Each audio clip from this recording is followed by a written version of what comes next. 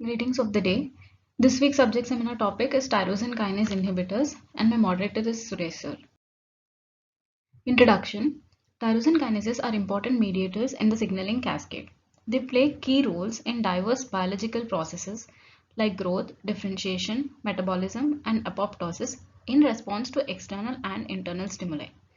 Tyrosine kinase is an enzyme that can transfer a phosphate group from ATP to a protein in a cell. It functions as an on or off switch in many cellular functions. It is implicated in several steps of neoplastic development and progression. These tyrosine kinases represent a major portion of all oncoprotein, and they play a transforming role in a plethora of cancers. The identification and development of therapeutic agents for disease states that are linked to abnormal activation of tyrosine kinases due to enhanced expression, mutation, or autocrine stimulation leading to abnormal downstream oncogenic signaling have taken a center stage as a potent target for cancer therapy. The discovery that SRC oncogene having a transforming non-receptor tyrosine kinase activity and the finding of EGFR, the first receptor tyrosine kinase, paved the way to the understanding of the role and significance of tyrosine kinase in cancer. General characteristics. Human genome contains about 500 protein kinase genes. These constitute about 2% of all human genes. Up to 30% of all human proteins are modified by tyrosine kinase activity. Protein tyrosine kinase is generally made up of transmembrane glycoproteins, and these usually have substrate specificity. This is a picture showing the structure of tyrosine kinase. There are usually three major parts. One is the extracellular domain, wherein the ligand or the substrate comes and binds, and there is a transmembrane domain, and there is an intracellular domain. The picture showing the mechanism of their action. Usually any ligand, which is usually a growth factor, comes and binds to the extracellular domain, and then there is dimerization of two tyrosine kinase receptors. There is autophosphorylation, and there is downstream cell signaling, which includes gene transcription, and then there is cell cycle progression, which leads to cell proliferation, angiogenesis, cell survival, which all these play a major role in oncogenesis. Classification. They can be classified into three different categories based on phosphorylation. Phosphorylation of tyrosine residues, serine and threonine residues, and all three residues. And types of tyrosine kinases. These are further subdivided into receptor tyrosine kinases like EGFR, PDGFR, FGFR, and non-receptor tyrosine kinases like SRC, ABL, FAK, and Janus kinase. Oncogenic activation of tyrosine kinases. Normally, the level of cellular tyrosine kinase phosphorylation is tightly controlled by the antagonizing effect of tyrosine kinase and tyrosine phosphatases. Some common mechanisms of oncogenic activation are activation by mutation, BCR, ABL, and human leukemia. Tyrosine kinase inhibitors. They can be classified into BCR-ABL tyrosine kinase inhibitors. Examples include imatinib mesylate, dasatinib, nilotinib. Epidermal growth factor receptor tyrosine kinase inhibitors, gefitinib, lapatinib. Vascular endothelial growth factor tyrosine kinase inhibitors like semaxinib, betalanib, sunitinib, sorafenib. Semaxinib has been withdrawn. Coming to BCR-ABL tyrosine kinase inhibitors.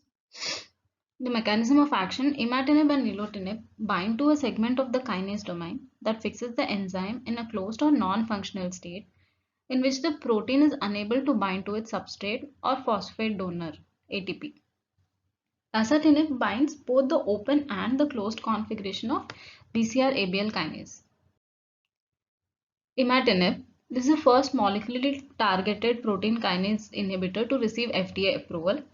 It targets the BCR-ABL tyrosine kinase, which underlies the pathogenesis of chronic myeloid leukemia. BCR-ABL tyrosine kinase is present in virtually all patients with CML and in some patients with ALL. The treatment of Philadelphia positive CML includes in chronic phase initial therapy 400 mg is given OD and it can be continued as long as the patient continues to benefit. And the dose may be increased to 600 mg OD. In accelerated or blast crisis, we start with 600 mg OD and may increase to 800 mg OD. Toxicity includes gastrointestinal nausea, vomiting, and abdominal pain. It can be edema, periorbital or peripheral. There can be diarrhea, muscle cramps, fatigue, skin rash, and cytopenias. The FDA approved indications of this drug are CML, pediatric CML, ALL, gastrointestinal stromal tumors, myelodysplastic or myeloproliferative diseases, aggressive systemic mastocytosis, hypereosinophilic syndrome or chronic eosinophilic leukemia, dermatofibrosarcoma protuberans. Dasatinib, it is a multi-kinase inhibitor. It inhibits kinases of BCR-ABL, SRC family, c-KIT, EPHA2, PDGFR, beta. FDA approved indications of these drugs are treatment of adults with chronic accelerated or myeloid or lymphoid blast phase CML, treatment of adults with Philadelphia chromosome positive ALL with resistance or intolerance to prior therapy. Nilotinib, the indication of this drug, treatment of chronic phase and accelerated phase in Philadelphia positive CML resistant to other drugs. Toxicities, there can be thrombocytopenia, neutropenia, QT prolongation. There have been incidences of sudden death. LFT abnormality, elevated bilirubin, AST, ALT, and alkaline phosphatase. Electrolyte abnormalities like hyper or hypokalemia, hypomagnesemia, hyper or hypophosphatemia, calcemia, and natremia. Mechanism of resistance to BCR-ABL kinase inhibitors. Point mutations. Contact points between the drug and the enzyme become the sites of mutation and therefore the drug cannot bind to the contact points. Amplification of wild type of kinase gene and Philadelphia negative tones. Epidermal growth factor receptor tyrosine kinase inhibitors. Mechanism of action of geftinib or erlotinib. These inhibit the EGFR tyrosine kinase by virtue of competitive blockade of ATP binding. There is selective inhibition of this EGFR tyrosine kinase, blockade of downstream signal transduction pathways, cell cycle arrest, and inhibition of angiogenesis. Toxicities include dermatologic rash, acne, cirrhosis, pruritus, gastrointestinal like nausea, vomiting, diarrhea, anorexia, ocular pain and corneal erosion or ulcers, aberrant eyelash growth, pulmonary interstitial lung disease, interstitial pneumonia, pneumonitis, and alveolitis. In the event of acute onset or worsening of pulmonary symptoms like dyspnea, cough, and fever, gefitinib treatment should be interrupted and the symptoms promptly investigated. If ILD is confirmed, then gefitinib therapy should be discontinued.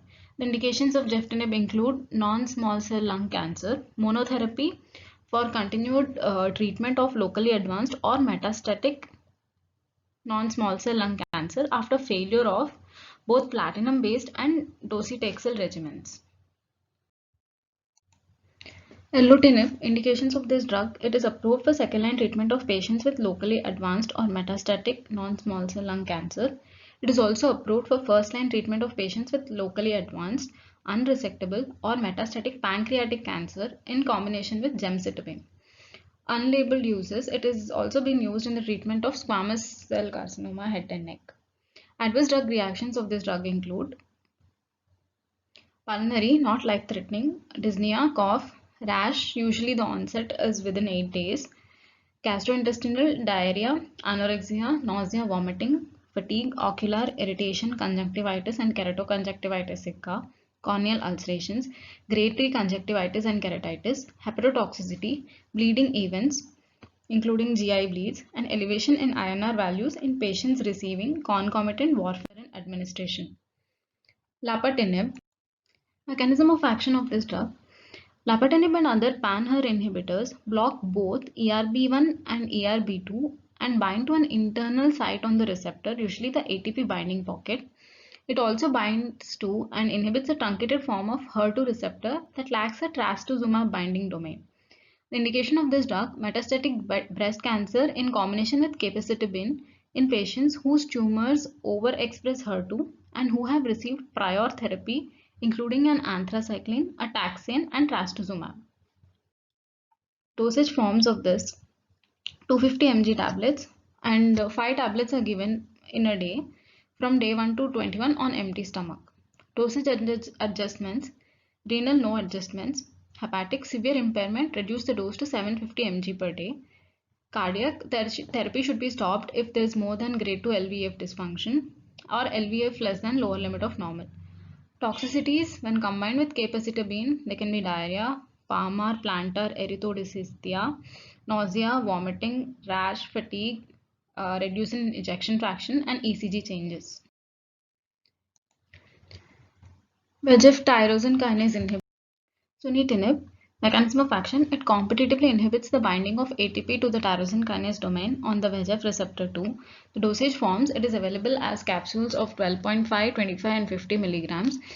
It can be administered orally with or without food. Dosing indications are for advanced renal cell carcinoma and gastrointestinal stromal tumors.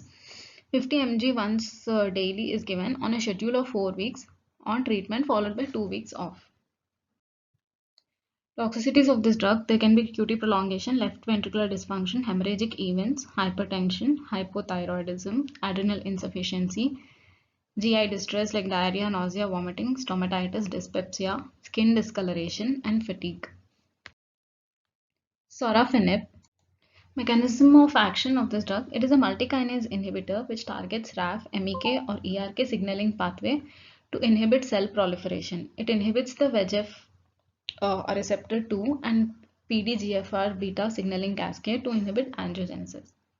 Adverse drug reactions: Hatford syndrome, alopecia, rash, diarrhea or constipation, nausea or vomiting, abdominal pain, fatigue, high blood pressure, bleeding, neuropathy or joint pain, and dyspnea. Vitalanib, it is a small molecule protein kinase inhibitor which inhibits angiogenesis. It inhibits all known VEGF receptors as well as PDGFR beta and c-KIT. It is most selective for VEGF receptor 2. It is being studied as a single agent and in combination with chemotherapy in patients with colorectal cancer and liver metastasis, advanced prostate cancer, renal cell cancer, relapsed or refractory glioblastoma multiforme.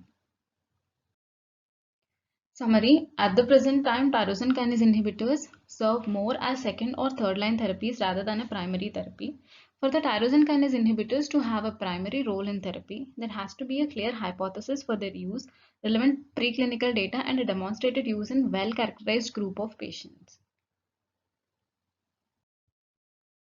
Thank you.